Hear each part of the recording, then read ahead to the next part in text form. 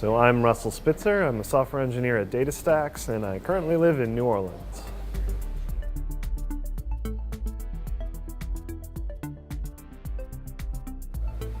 So one of the main things I work on right now is the integration between Cassandra and Spark. So I write the Spark Cassandra connector, which is a pretty widely used tool for connecting the two systems. My favorite thing about it is some of the new work that we're doing with the Catalyst optimization engine inside of Spark SQL. It's actually what I came here to talk about.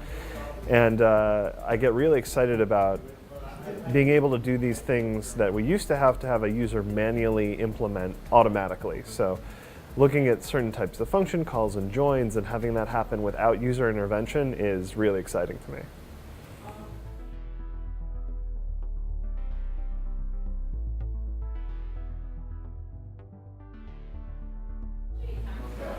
I think my favorite has been the programming functional pipeline. It's been really exciting to see all the new kind of things that people are working on, new libraries and new ideas that are, finally getting more attention and becoming more common.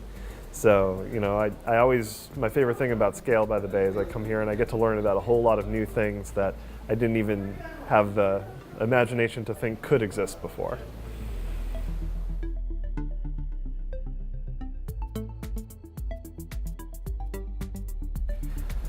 I think one of the key things that I'm going to bring back is probably the focus on trying to get things easy for end users to work with. One of the big problems I think with a lot of library usage is that we think about it as developers and we don't think about it as much as how the users are going to be actually interfacing with it. And it's really interesting to go through talks and see the steps which people go to make it really easy to get started with their tools or their libraries. So I always try to think about that.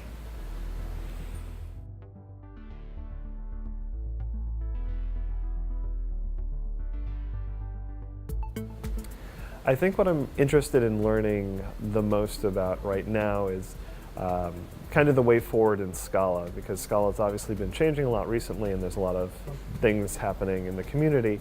And I really need to get a better handle on whether or not everyone is moving forward or is sticking with the same kind of versions so currently I work with Spark a lot.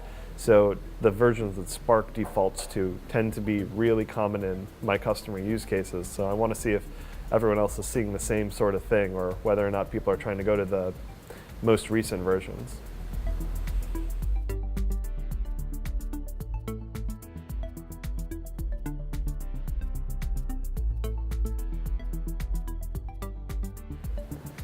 So I think Scala has been a really strong force in my life and my development as a professional. It definitely took me out of a way of thinking about programming and into one that's much safer and much more stable. I now know when I write certain types of things how they won't have errors in certain ways. Whenever I see people writing code now with mutable state and nulls and things flying all about, I start getting weird feelings because I know that there will be bugs there. There might not be bugs there today, but there probably will be bugs there in the future, and you just never know.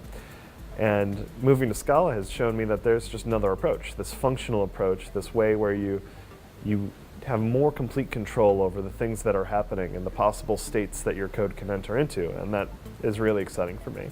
One of the things I do is I volunteer with some folks teaching them JavaScript, and I'm always excited when they get to make that move from writing, this code with a lot of indexing and for loops and keeping state in their loop to the functional variations going to maps and filters and reduces. And it's just really great to see that becoming more part of mainstream coding as well.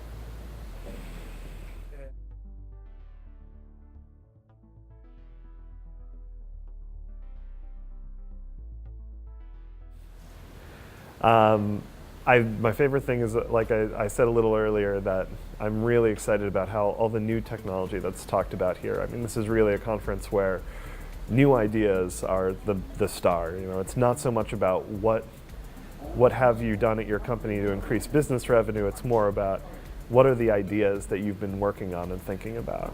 So I'm very excited about that kind of stuff. Obviously, I like to see Alexei. And all of my buddies from the old Smack Stack days. So